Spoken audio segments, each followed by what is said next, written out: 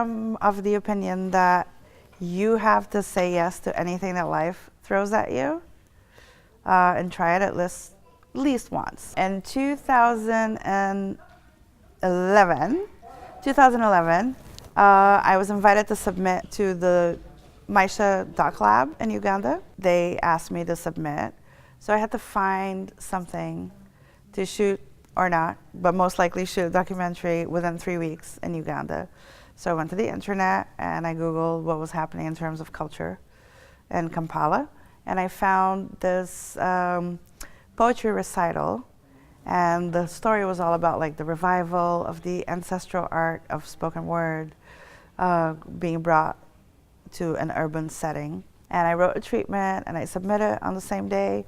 Within a few days, I got a call saying, your project has been selected. We're sending it to Uganda.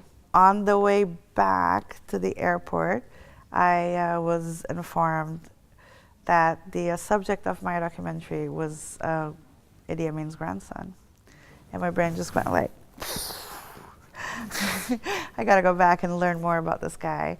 And what was supposed to be a documentary about him became a documentary about a movement, because there were so many wonderful people. And the poetry was very interesting.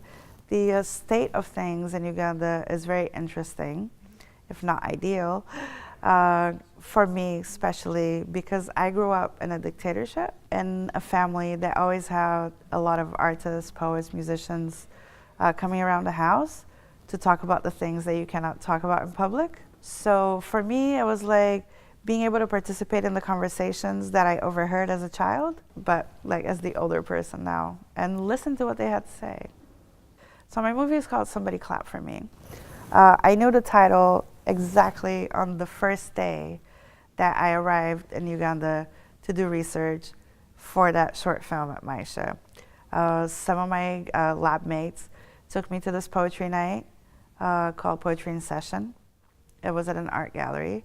And as I was entering the place, this guy went to the stage, and it was Medals, the guy that you see at the end of the movie and at the beginning of the movie. And he was just a riot. People were really responding to his poetry. And all the time he was saying, somebody clap for me, somebody clap for me. And there and then I was like, this is the title of my movie. The authorities themselves haven't reacted. The Censorship Bureau has reacted. And they did not give us classification. They have claimed that there is sexual content at minute 51, but if you watch the movie, there's zero sexual content. So it's very likely that somebody, some civil servant in the Censorship Bureau saw it, decided that the integrity of the government needs to be protected, and this tiny little independent film might put everything in danger.